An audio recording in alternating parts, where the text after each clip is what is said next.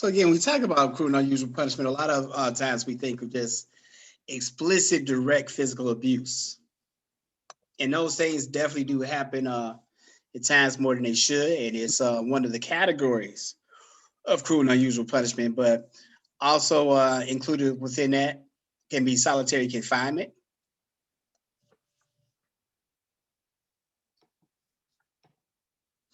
This is actually one of the more harsh penalties that you can give to an inmate. So we talked about it's not a natural part of the human condition to be confined in such a way. It's correlated with a high degree of lingering mental health issues.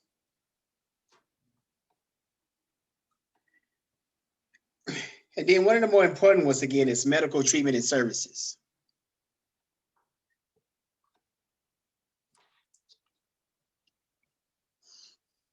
And again, you're, at the care of the state with, through our tax dollars.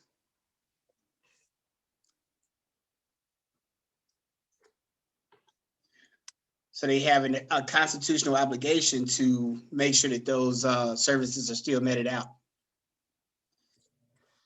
As you've no doubt read in this chapter, that doesn't always happen. So one of the more significant cases, and again, please study these statutes closely. And I know it is a lot to pick through. But having this kind of knowledge and information is why you're going to be making the big bucks in a couple of years.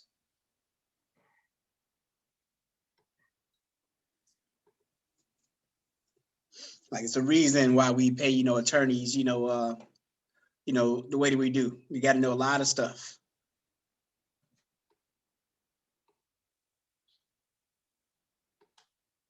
And if you ever find yourself with the misfortune of being before a jury of your peers,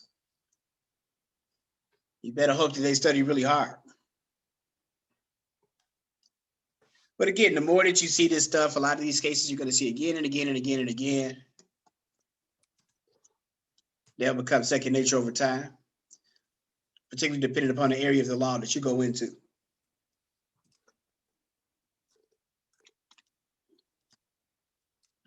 Ed Newman, as you may have guessed, he was a prisoner in the state of Alabama, had some medical issues that did not get tended to. And he was able to sue for insufficient physician and nurse resources responses.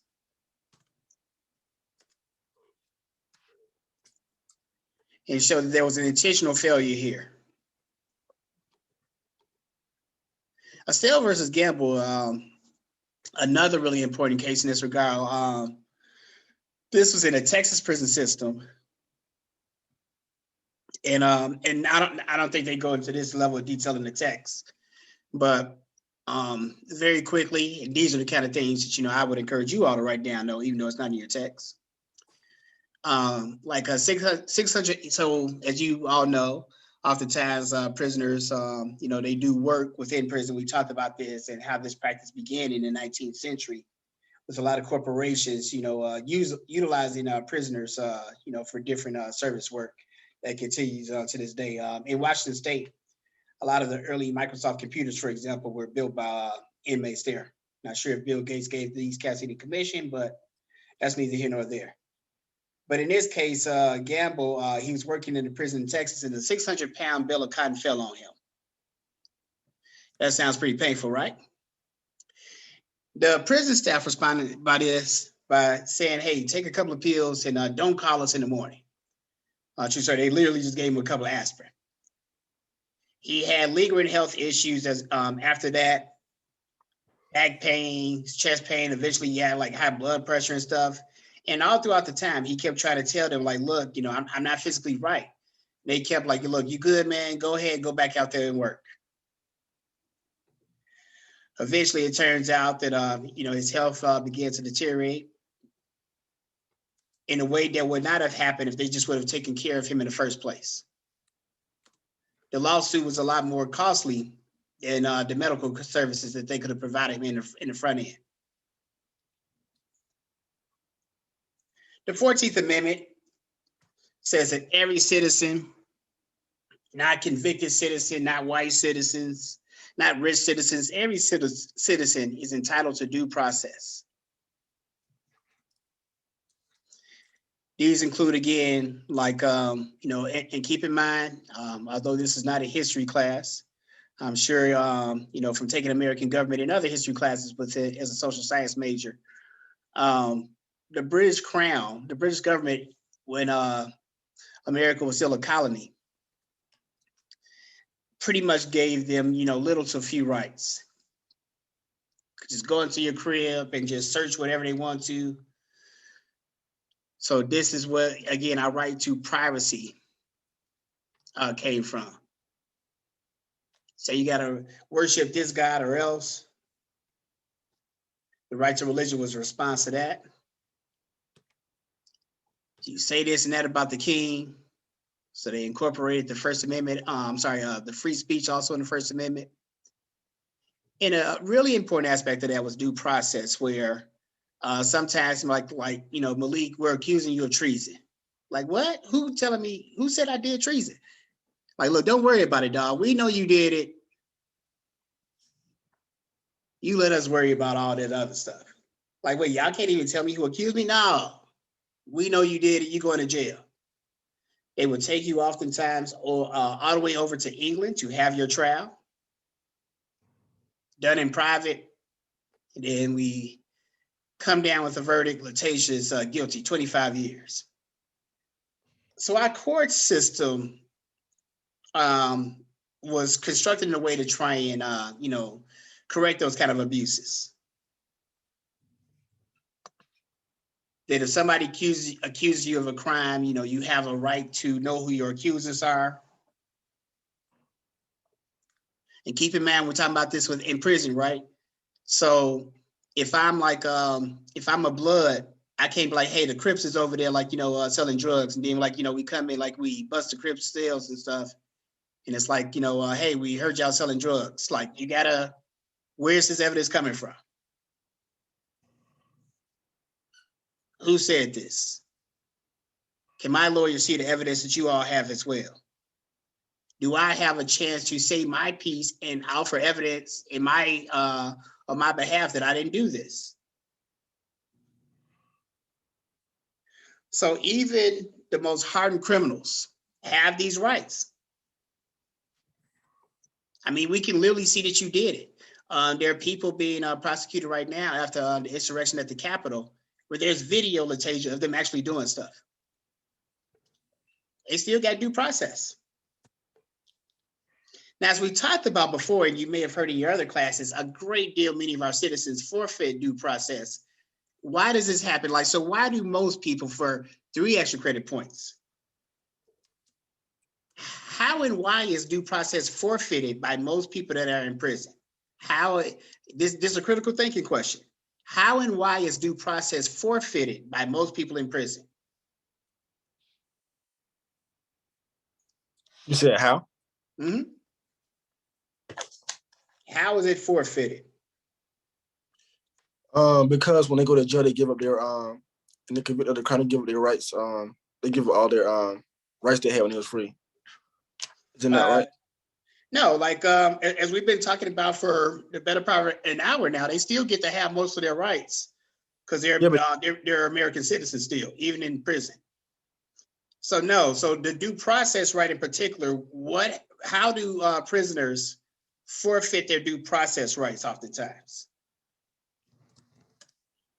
How do we end up getting convictions for most people in the system?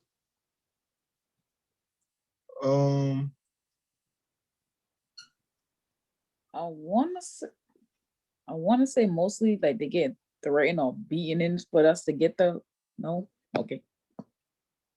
Do people go to court? Because court is where you get all your due process rights. How do they get most convictions? Like 80-85% of people that are in prison arrive there through this process.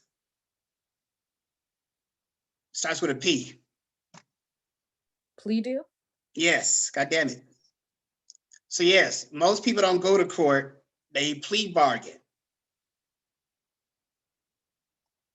Now, how they get these pleas could be is absolutely. There's been evidence, Savannah, it's related to some of the things that you talked about.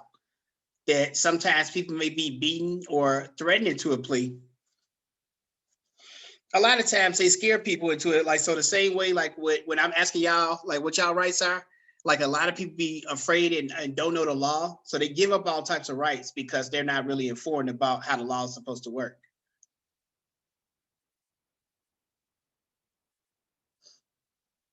Lucky for us, you all aren't like that though, right?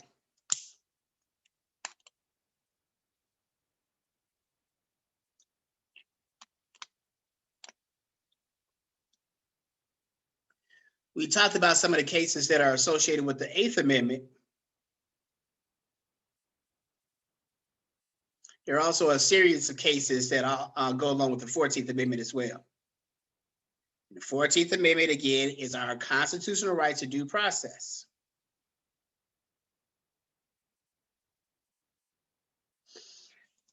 Even if we know you did it, we're going to go through this whole trial and everybody going to present the evidence. Who knows? You could be like George Zimmerman. Never know what can happen when you go to court.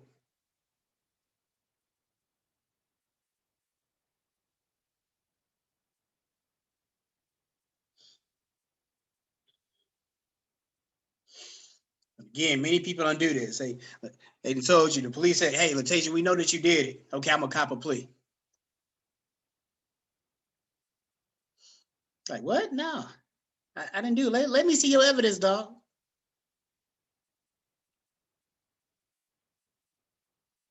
Again, knowledge of this system gives you a lot of power within it. So I hope that we'll work diligently to continue to empower ourselves. And then as we gain knowledge of the law, we can use it to share it with other people that may not be as powerful as you all are.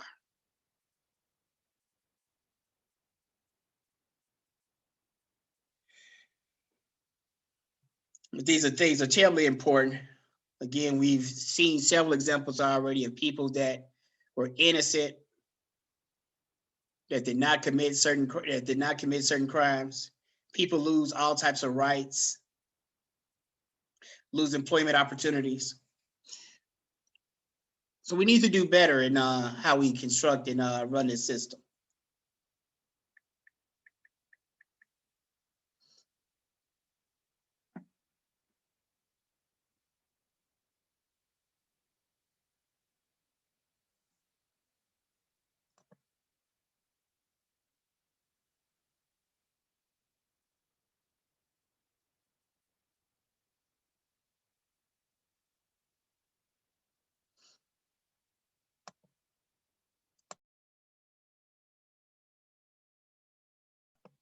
And again, make sure that you understand. Don't just write.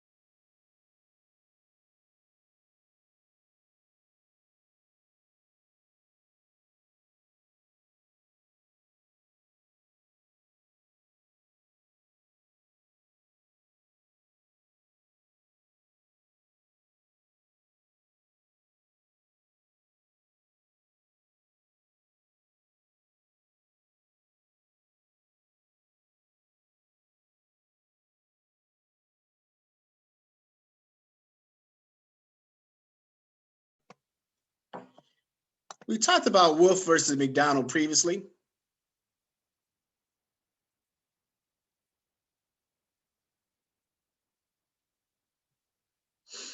And although, again, you do have due process during disciplinary hearings, a disciplinary hearing is not technically a court case. So you do not have full due process rights here. And again, like other things that we talked about, the statutes are definitely the most difficult and complicated. I know you're getting hit with a lot of information. So please go back and study this today after class, even review this lecture if need be.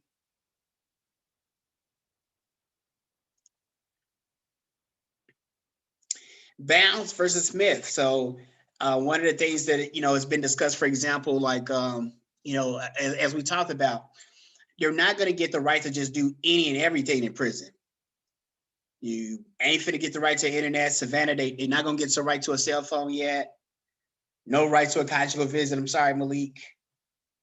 But educational rights and things like that, for example. So Bounds versus Smith said that they do have a right to like access to a library. That, again, ideally, when most of these people get out, we want to have them be, better people, right? So let's put some things in prison that's going to help that. Again, we ain't finna just give them a full college education by any means.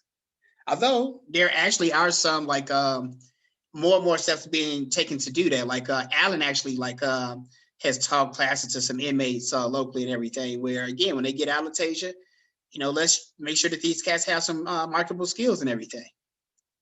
Johnson versus Avery.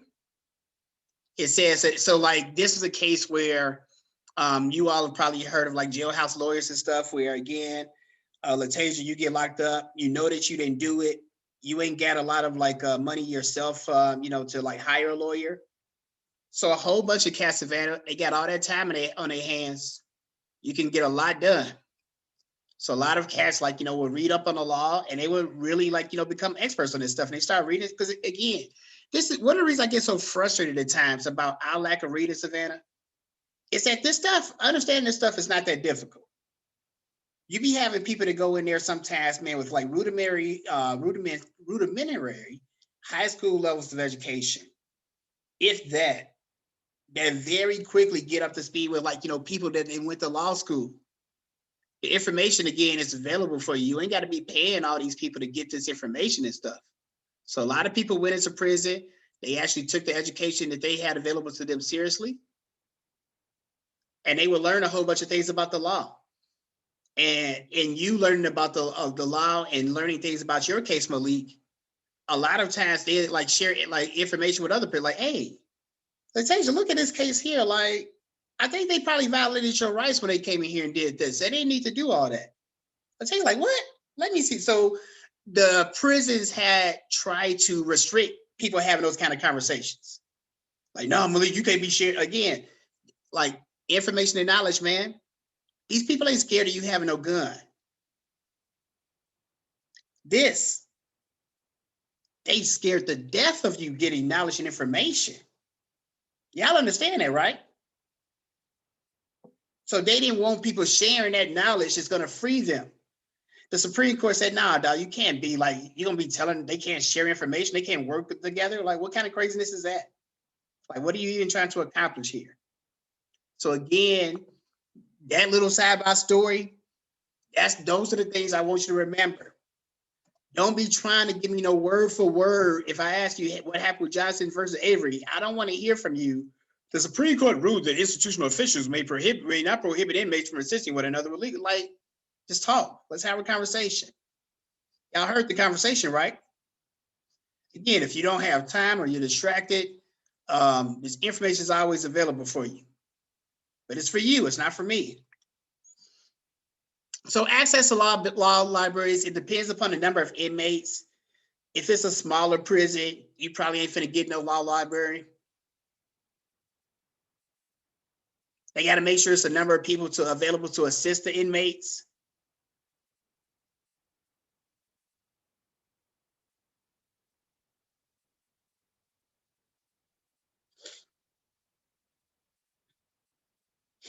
Again, constitutional right to information.